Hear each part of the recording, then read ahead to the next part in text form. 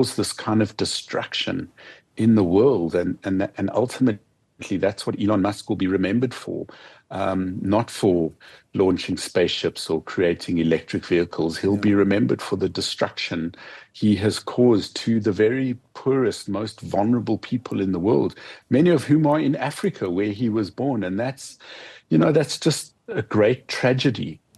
Hey guys, good morning, good morning, good morning. Once again, welcome to South Africa Lately, a channel that discusses South African trending news.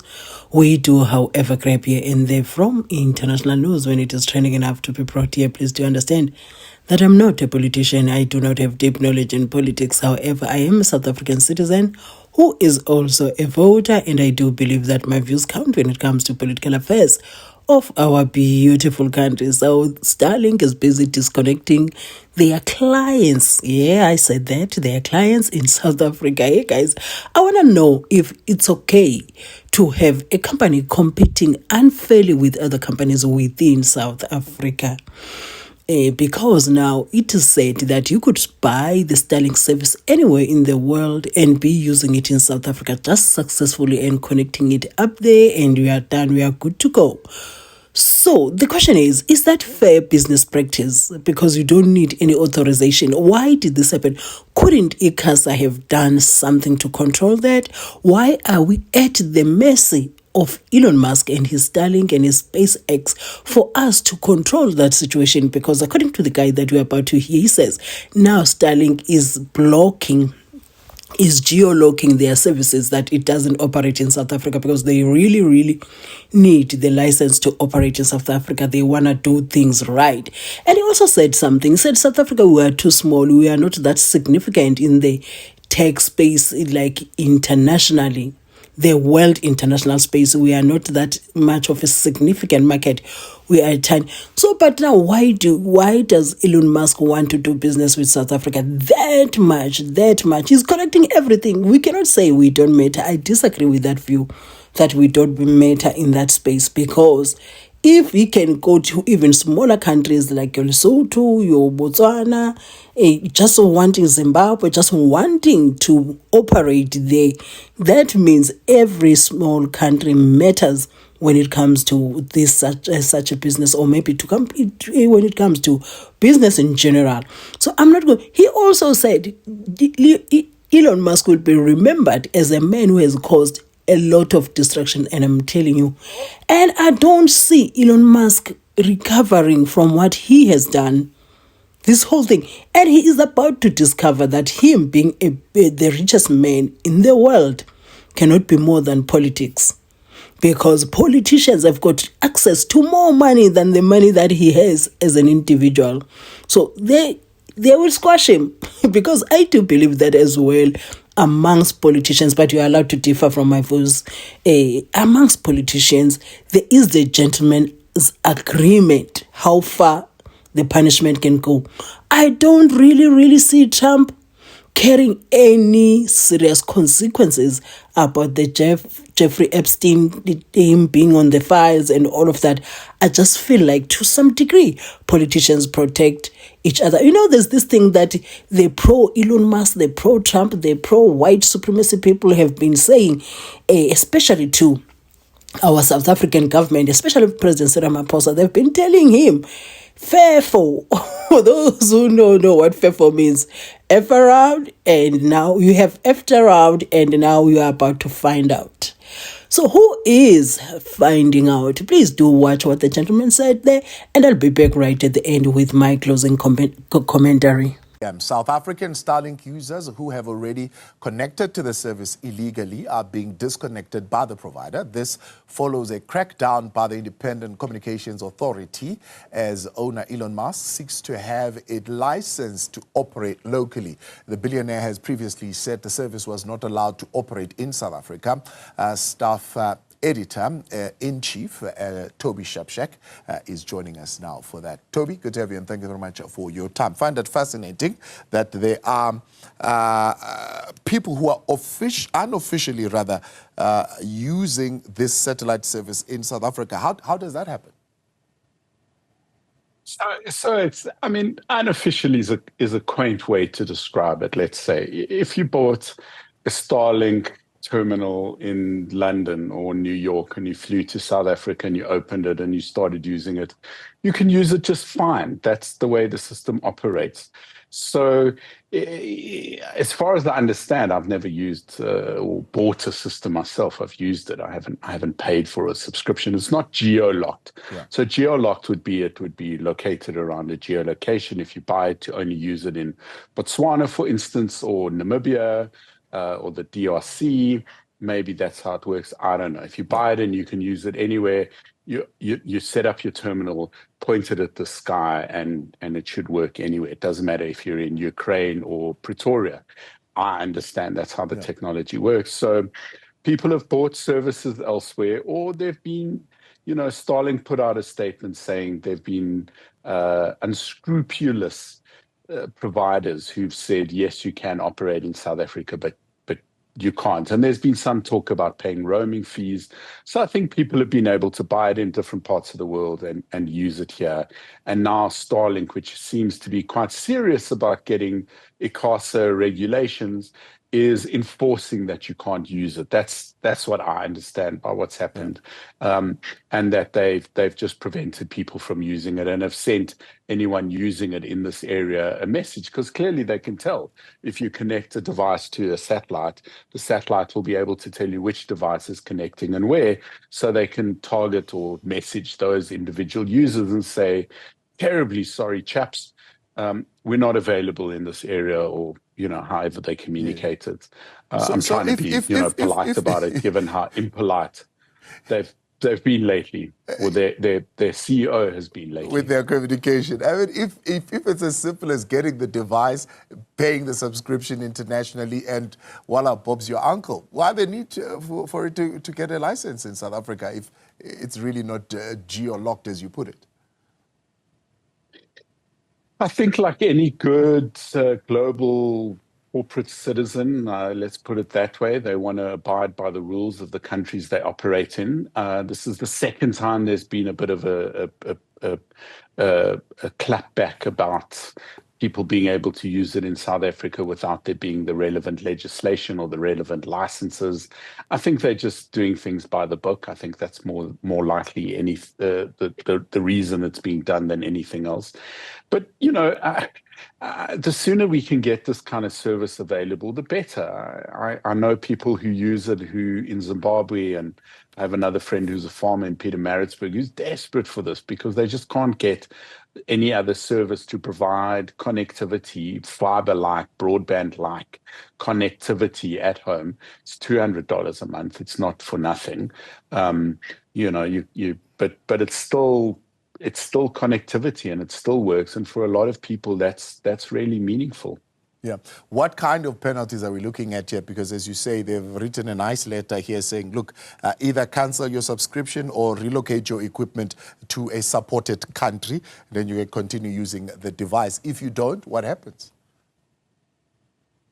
I don't know. I mean, what are they going to do? They could terminate your service at the server side, as they would call it. Server is the server and client is us. So they could turn off that client, as it were, and say, okay, well, you can only use this in Zimbabwe or DRC, and you can't use it in South Africa. They could geo-lock South Africa. They could turn off coverage for all of South Africa if they wanted to. I don't know how far they would take this, but those are the technical possibilities of what they could do. But I mean, I have to remind the viewers that South Africa is a tiny market. We think we're important, and our rugby team certainly is important, and our genius rugby coach and lovable captain are. But to the big tech players in the world, we're a tiny market. We're a fraction of the global market. So, as excited as we are about having these amazing, incredible services available to us, to the rest of these big companies in the rest of the world, we're a tiny market. There's, we don't bring in much revenue. So we get very excited about it, and to them it's not a big deal.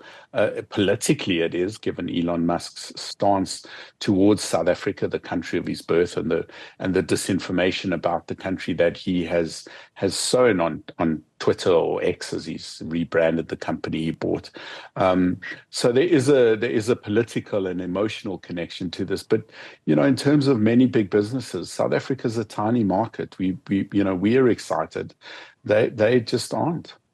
Considering the now public fallout between Donald Trump and Elon Musk, and how, for example, SpaceX is being used as a bargaining tool to try and capture the United States government. Are there lessons to be learned here for South Africa? Yes. If someone's been convicted of fraud, don't vote them into power. If Jacob Zuma has been, in front of the courts, don't vote them into power. I mean, there's a lot of Zapiro cartoons in this. I mean, sure. I mean, history will look back at this weird time of our history. How the world's richest man, Elon Musk, tied his fortune to the world's most powerful man, Donald Trump, and the rather extraordinary things that have happened in the last 4 or 5 months. Musk's Department of Government Efficiency, DOGE, which is a really juvenile renaming of a meme. Kara Swisher, the great technology journalist, always calls it doggy, which is another way to pronounce the acronym. I think Musk's reputation is really going to be terrible. I'm busy reading a book by a Wall Street Journal journalist called Maximus Hubris, about the shattering of Elon Musk is the title, and it's kind of tragically sad that this man is the bona fide genius. He has done things that are great, but his unrestrained wealth and the way people fawn on the wealthy, the ultra rich, the billionaires, has turned him into a very unsavory person. He's not a nice person. He's not a nice human being, and the things that he's done, and the death and destruction that he has caused by dismantling USAID and a bunch of other really well-meaning US agencies. USAID is an incredible organization that's done its best to help people with HIV and other diseases, and fund research and fund people getting their vaccines and their medication. The fact that he called it, quote unquote, feeding it into the wood chipper, unquote, it's just diabolical. I mean, this is not a person you want to be proud of and say, I read the same science fiction books. Elon Musk and I are the same age. We grew up in apartheid South Africa. One of us became the world's richest man. Another one of us, learned that you just don't cause this kind of destruction in the world, and ultimately that's what Elon Musk will be remembered for. Not for launching spaceships or creating electric vehicles. He'll be remembered for the destruction he has caused to the very poorest, most vulnerable people in the world, many of whom are in Africa, where he was born. And that's just a great tragedy. Yeah. If you are Minister Malachi right now thinking of introducing a draft policy suggestion, and you're looking at this playing out, I mean, the president has already said that whatever policy it is that we want to bring must be carefully crafted. How do you carefully craft that policy to allow foreign tech firms to operate in the country? It's a good question, because this is something that's preoccupied the industry for a long time. And in the broader ICT sector, and there's a piece of legislation, the BBBE Greater or Broader ICT Sector Code, and that really looks at a different way of introducing an equity equivalence, as the Department of Communication called it in its now famous Government Gazette of about 2 weeks ago. And what that is instead of a company having to give up a 30% shareholding in their South African subsidiary to previously disadvantaged people, they can do something the equivalent, which is they would invest similar kind of money into a fund for that sector, or they would train people in the industry or SMEs. And that's been done in the car industry, for instance, quite a lot. Companies like Microsoft, Google, Amazon, Ford, BMW, Toyota, these are globally listed, traded companies. They're not going to give up a 30% shareholding at a subsidiary in any region for any local reason. So they use this other option, which is this equity equivalence. And frankly, it's just a more grown-up way of solving the problem. South Africa needs investment. We desperately need investment. You know, my friend in Pietermaritzburg and my neighbor whose family lives in Zimbabwe, they need to get online. I don't like Elon Musk as a person. I'm Jewish. He made a Hitler Nazi salute twice at an inauguration party. I don't think he's a particularly savory human being, but a service he provides can provide people with access. As Johan Rupert said in the Oval Office, every police station in South Africa should have a Starlink terminal. That would give connectivity. We've seen what the internet economy can do for any industry, any business. Imagine what it would be like if our cops had constant connectivity, if our schools had connectivity. So I may not like him, and I find this a very personally, ideologically, and morally challenging position. If I had no choice and the only way I could get online and do my business was to buy Starlink, would I do that from a man who's made a patently Nazi salute? I don't know. I'm not in that position. But if I look at it in terms of the country as a whole, this is something we need for the country to grow. And Starlink's not the only service provider. They may be the most sophisticated and the service provider with the most satellites at the moment. But Jeff Bezos and Amazon, through Amazon, are doing their just as much to create another satellite-based system, Caper. And I'd be much happier to use that service. You know, Bezos is a billionaire in his own right, and you know has entered into political frays. He's bought a very significant American newspaper. But on the whole, you know, we need these services. It's an uncomfortable moral position, isn't it? If the service provider has shown Nazi sympathies, and there's just one thing you could never forgive. There was no misunderstanding what the Nazis were about, is there? Whether you're Jewish or not. So it's a complex problem. You know, South Africa faces a bunch of things. The communication minister, Solly Malatsi, faces a bunch of things. Does he provide a service that will potentially create jobs for people and allow school kids to study at night and people who live in rural villages to get internet access, even though the person providing it is a billionaire brat who has behaved in a frankly despicable and morally repugnant way for quite a long time since he bought Twitter, and especially in the last 6 months. It's not an easy question, is it? And then we've got to talk about BE. And we've got to talk about all those other things. So none of these are ever easy situations to navigate. But Toby, let's leave it there because of time. Toby Shepshak, thank you very much for coming on as Eddie. And if you watched up to here, I'd like to say thank you for watching my videos. And the next time you bump into my videos, kindly watch my ads in full. That support really goes a long way. And don't forget to share your own views in the comment section. I'm looking forward to reading those. And if time does not allow me, I'm certainly going to react. I'll try by all possible means to react to every comment to show that I appreciate your participation in my channel. So I'll be seeing you in my next upload. Do have yourself a beautiful day.